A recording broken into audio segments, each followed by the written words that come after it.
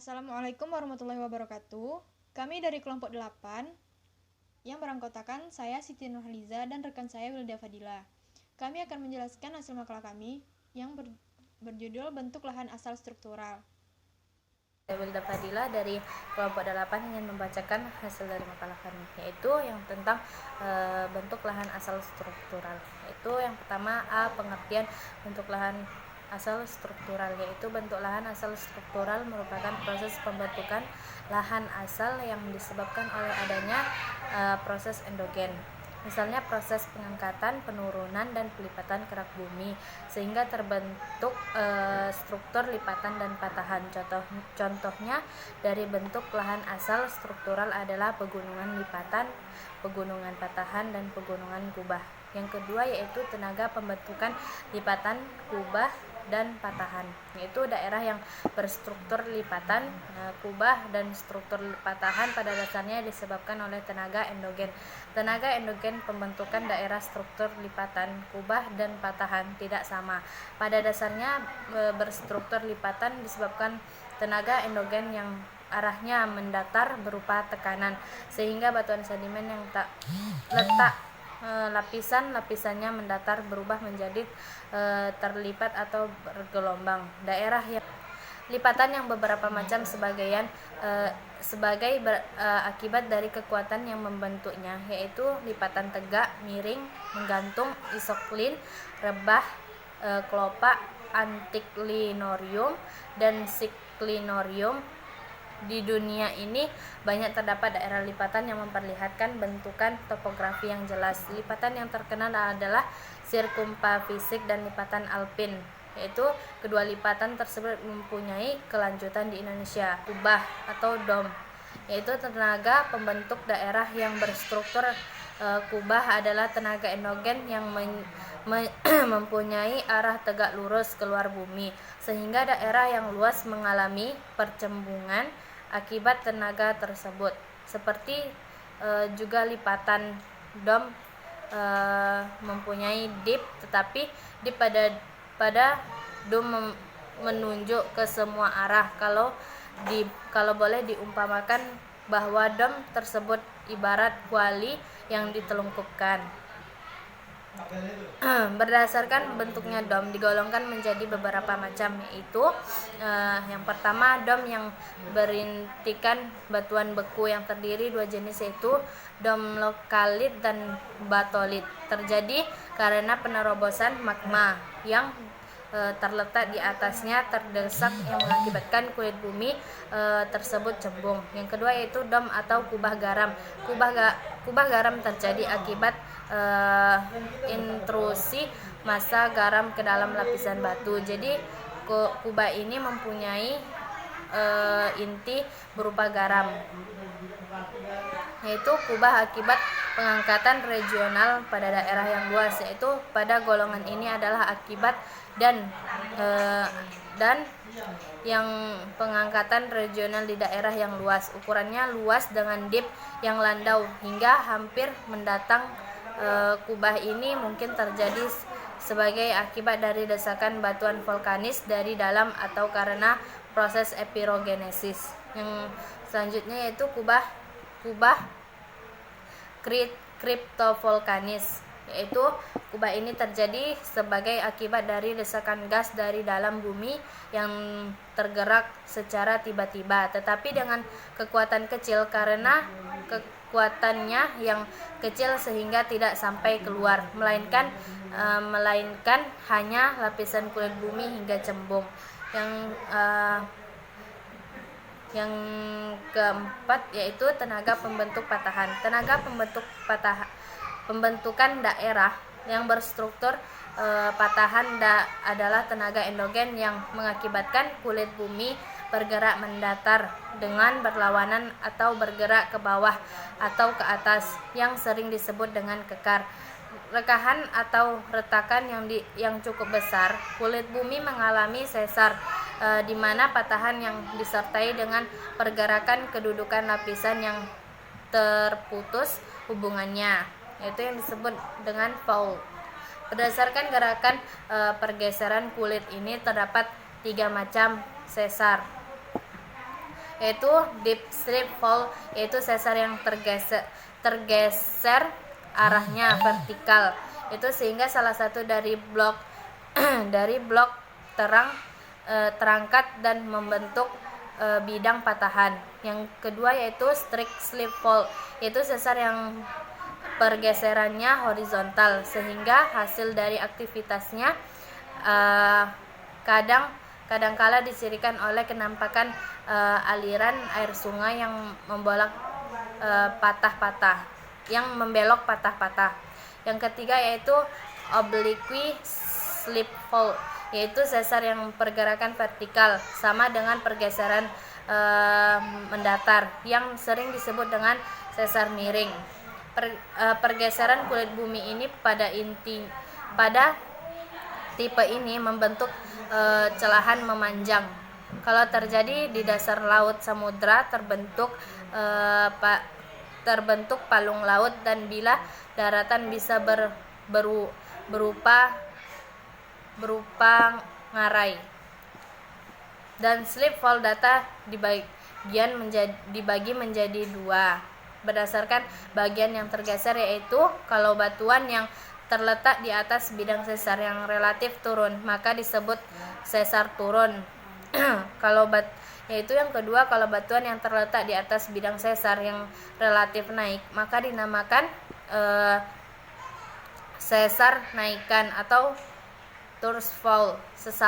Sesama sesar naik digolongkan pula menjadi dua, yaitu dextral atau right lateral fall adalah sesar yang bergerak relatif ke kanan. Yang kedua yaitu sinistral atau left lateral fall merupakan pergerakan sesar yang relatif ke kiri.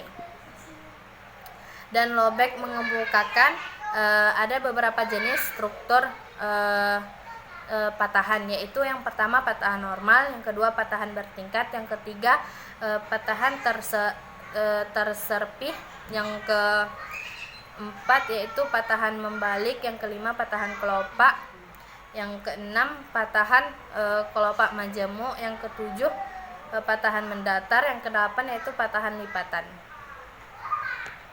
Itu domlokalit dan batolit terjadi karena penerobosan magma yang terletak di atasnya terdesak yang mengakibatkan kulit bumi tersebut cembung. Yang kedua yaitu dom atau kubah garam. Kubah garam terjadi akibat intrusi massa garam ke dalam lapisan batu. Jadi kubah ini mempunyai inti berupa garam, yaitu kubah akibat pengangkatan regional pada daerah yang luas, yaitu pada golongan ini adalah akibat dan yang pengangkatan regional di daerah yang luas, ukurannya luas dengan dip yang landau hingga hampir mendatang. Kubah ini mungkin terjadi sebagai akibat dari desakan batuan vulkanis dari dalam atau karena proses epirogenesis. Yang selanjutnya yaitu kubah kriptovulkanis, yaitu kubah ini terjadi sebagai akibat dari desakan gas dari dalam bumi yang tergerak secara tiba-tiba tetapi dengan kekuatan kecil karena kekuatannya yang kecil sehingga tidak sampai keluar, melainkan hanya lapisan kulit bumi hingga cembung. Yang keempat yaitu tenaga pembentuk patahan. Pembentukan daerah yang berstruktur patahan adalah tenaga endogen yang mengakibatkan kulit bumi bergerak mendatar dengan berlawanan atau bergerak ke bawah atau ke atas, yang sering disebut dengan kekar. Rekahan atau retakan yang cukup besar, kulit bumi mengalami sesar, di mana patahan yang disertai dengan pergerakan kedudukan lapisan yang terputus hubungannya, yaitu yang disebut dengan fault. Berdasarkan gerakan pergeseran kulit ini terdapat 3 macam sesar, yaitu deep slip fall, yaitu sesar yang tergeser arahnya vertikal, itu sehingga salah satu dari blok terangkat dan membentuk bidang patahan. Yang kedua yaitu strict slip fault, yaitu sesar yang pergeserannya horizontal sehingga hasil dari aktivitasnya kadangkala disirikan oleh kenampakan aliran air sungai yang membelok patah-patah. Yang ketiga yaitu oblique, sesar yang pergerakan vertikal sama dengan pergeseran mendatar yang sering disebut dengan sesar miring. Pergeseran kulit bumi ini pada tipe ini membentuk celahan memanjang. Kalau terjadi di dasar laut samudra terbentuk palung laut, dan bila daratan bisa berupa ngarai. Dan slip fault data dibagi menjadi dua berdasarkan bagian yang tergeser, yaitu kalau batuan yang terletak di atas bidang sesar yang relatif turun maka disebut sesar turun. Yaitu yang kedua, kalau batuan yang terletak di atas bidang sesar yang relatif naik maka dinamakan sesar naikan atau tourist fault. Sesama sesar naik digolongkan pula menjadi dua, yaitu dextral atau right lateral fault adalah sesar yang bergerak relatif ke kanan. Yang kedua yaitu sinistral atau left lateral fault merupakan pergerakan sesar yang relatif ke kiri. Dan Lobeck mengemukakan ada beberapa jenis struktur patahan, yaitu yang pertama patahan normal, yang kedua patahan bertingkat, yang ketiga patahan terserpih, yang keempat yaitu patahan membalik, yang kelima patahan kelopak, yang keenam patahan kelopak majemuk, yang ketujuh patahan mendatar, yang kedelapan yaitu patahan lipatan. Baiklah, saya akan menjelaskan tentang bentuk-bentukan di daerah struktur lipatan, kubah, dan patahan. Yang pertama, bentuk struktur lipatan. Lipatan yang terjadi di permukaan bumi dapat kita temukan di wilayah Indonesia. Beberapa contoh lipatan yaitu yang pertama, Bukit Barisan. Bukit Barisan yang membentang di Pulau Sumatera merupakan salah satu contoh dari lipatan. Bukit ini merupakan hasil bentukan dari aktivitas lempeng-lempeng yang ada di bawah permukaan bumi, yaitu lempeng tektonik yang bergerak. Yang kedua, Pegunungan Tengger. Merupakan pegunungan yang berada di wilayah Provinsi Jawa Timur. Pegunungan ini terbentuk karena adanya aktivitas dari lempeng bumi yang aktif. Yang C, Pegunungan Ijen.